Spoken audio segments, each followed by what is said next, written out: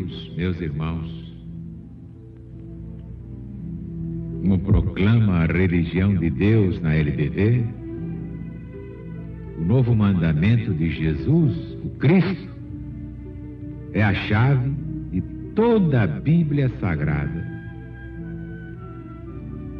E é a chave da vida e é a chave da morte. Todos já estão começando a compreender que sem um novo mandamento não há política, não há ciência, não há filosofia, não há religião. Nem haveria Bíblia, nem Evangelho, nem Apocalipse. Porque Jesus já está voltando.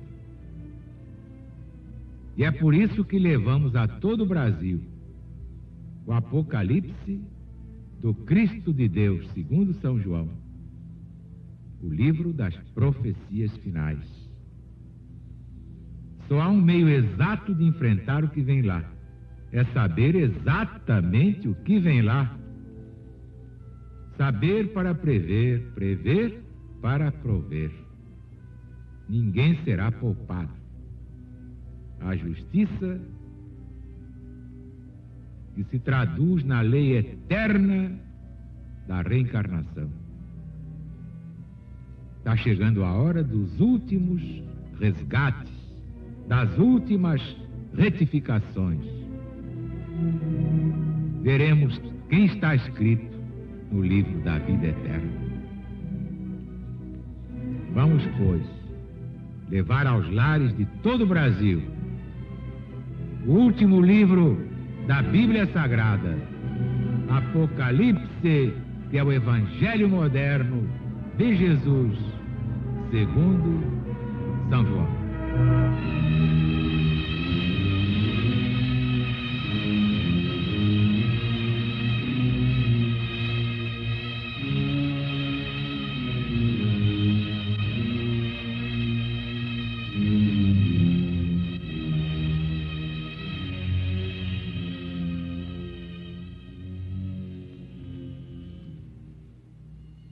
Quando ele abriu o quinto selo, vi debaixo do altar as almas daqueles que tinham sido mortos por causa da palavra de Deus e pelo testemunho que tinham dado dele. E clamavam em alta voz, dizendo: até quando, Senhor, santo e verdadeiro, esperas tu para nos fazer justiça e vingar o nosso sangue dos que habitam sobre a terra?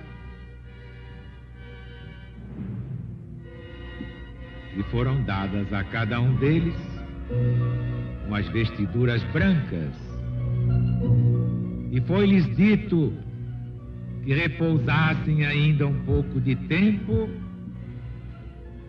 até que se completasse o número dos seus conservos e o de seus irmãos que haviam de padecer, como também eles, a morte. E olhei, quando ele abriu o sexto selo. E eis que sobreveio um grande terremoto e se tornou o sol negro como um saco de silício.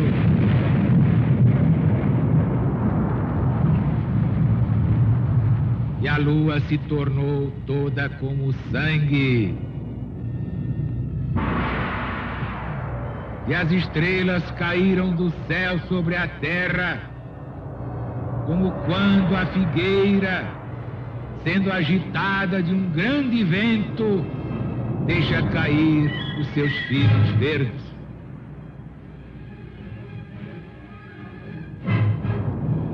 E o céu se recolheu como um livro que se enrola. Todos os montes e ilhas se moveram dos seus lugares. E os reis da terra, e os príncipes, e os tribunos, os ricos, os poderosos, e todo servo e livre se esconderam nas cavernas e entre os penhascos dos montes. E disseram aos montes e aos rochedos: tombai sobre nós, escondei-nos de diante da face daquele que está no trono e da ira do Cordeiro de Deus. Porque chegou o grande dia da justiça divina. Quem poderá sobreviver?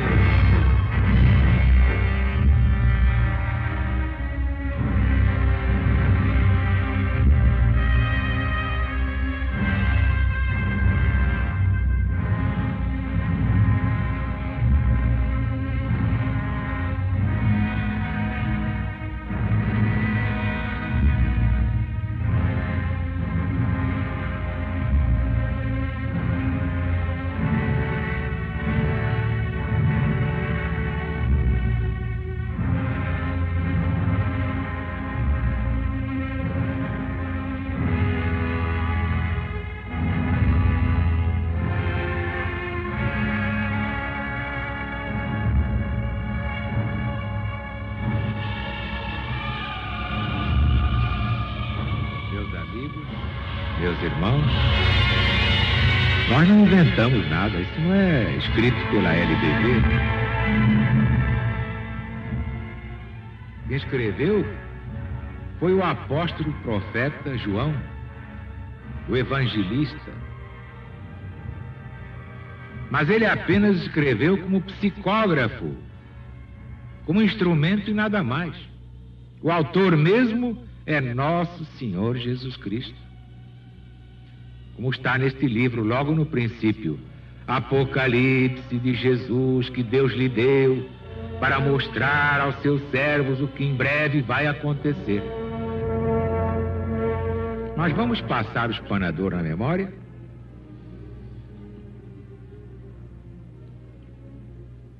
E quando ele abriu o quinto selo,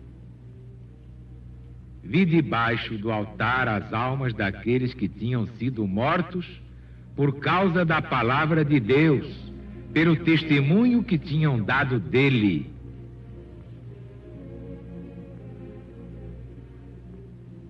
O que é que significa isso? Vi debaixo do altar as almas dos que tinham sido mortos por causa da palavra de Deus.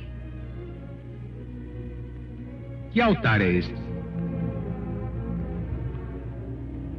Exatamente, este altar representa o próprio Jesus, o Cristo, que na condição humana é o altar debaixo do qual as almas dos mártires já vivem no céu.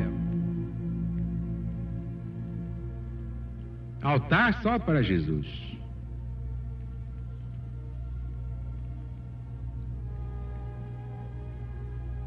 E esses mártires clamavam em alta voz, dizendo: ó Senhor santo e verdadeiro, até quando esperas tu para nos fazer justiça, para vingar o nosso sangue desses criminosos que estão aí na terra?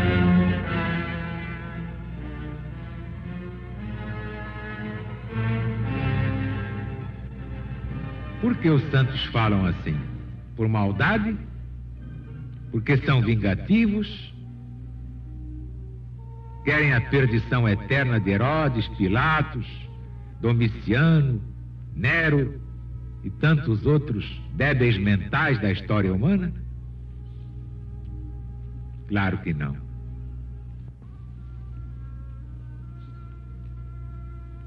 Mas justamente o que os santos querem é que acabe o império das crueldades, do fanatismo demente, dos inquisidores, toda essa tragédia que desgraça a humanidade. Aliás, Santo Agostinho, ele deixou um pensamento que eu me lembro muito profundo. A vingança dos mártires é que seja destruído o reino do mal. Vejam que pensamento formidável. A vingança dos santos mártires é esta, que seja destruído o reino do mal. Que vingança gostosa, hein? Vingança assim vale a pena. É a vingança da LBV contra todas as crueldades. Jesus manda dizer a verdade. É muito analfabetismo junto. Bom, mas vamos seguir. E olhei quando ele abriu o 6º selo. Bem, aí o que se segue, vocês viram que é terrível.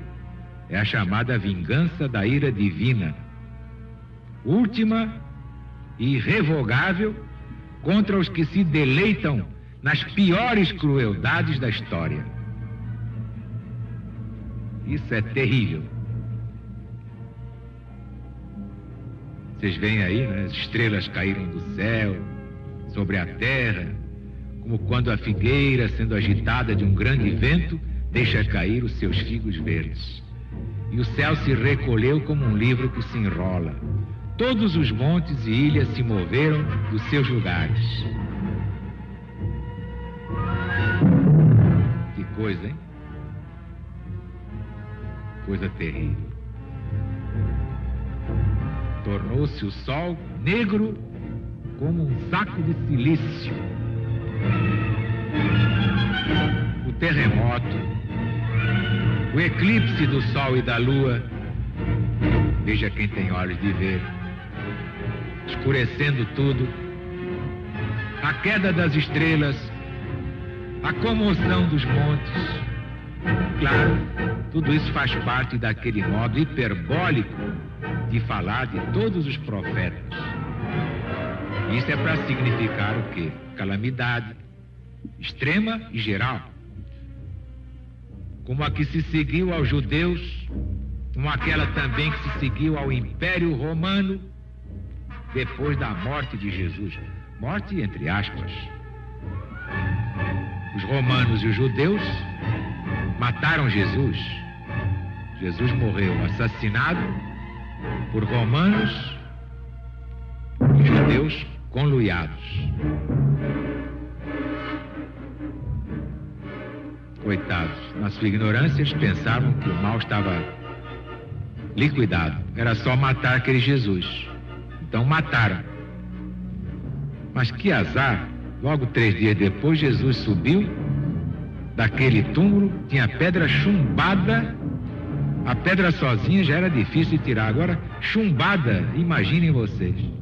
E assim mesmo um poder maior removeu a pedra chumbada. E Jesus subiu daquele lúgubre túmulo, glorioso, ressurreto, mas na verdade nunca foi assassinado, nunca morreu.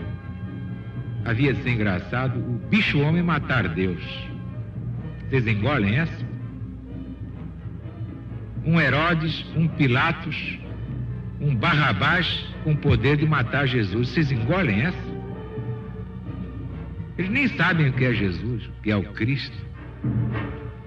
Mas assim como no parto de Maria, havia necessidade dessa aparência.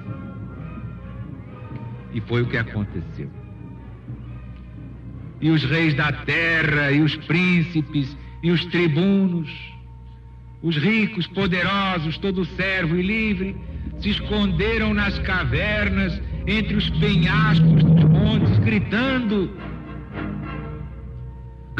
aos montes e rochedos: caí sobre nós, tombai sobre nós.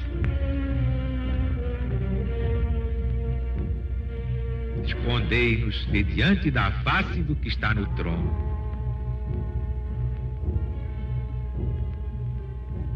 E também da ira do Cordeiro de Deus. Isto é profundamente trágico.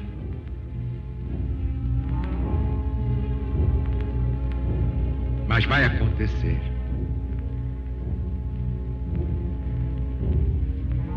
Nós lamentamos Mas isso já estava profetizado no profeta Oséias, no Velho Testamento. Tombai sobre nós.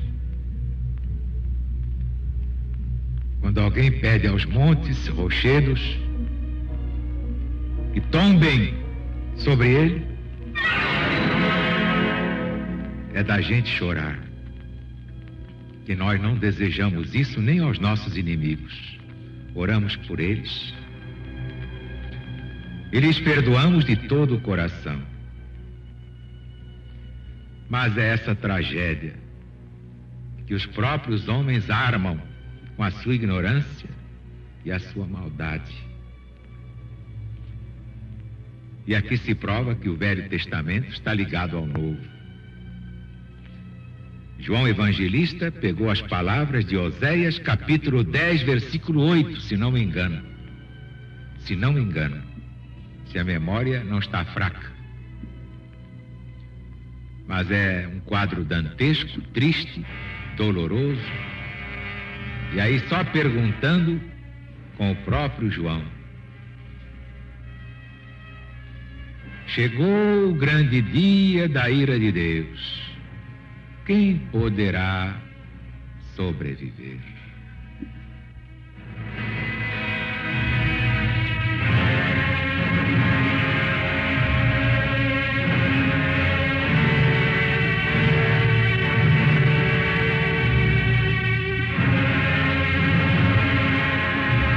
Bem, meus amigos, meus irmãos, vocês veem que eu, como instrumento, sofro aqui todas as emoções da legião de cima. Ela também chora, ela também se comove diante do sofrimento que aguarda 2/3 da humanidade, que serão destruídos pelo fogo e, em consequência do fogo, também pelas águas.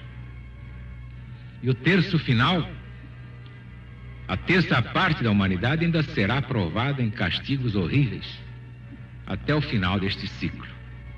Quem diz isso não sou eu, é o Apocalipse do Cristo de Deus, com todas estas visões que se repetem ciclicamente. Já lhes disse que o Apocalipse seria um livro morto se não se repetisse ciclicamente, mudando os nomes das regiões e das pessoas que aparecem na primeira volta cíclica, que é dos contemporâneos do médium psicógrafo e vidente de Patmos, chamado João.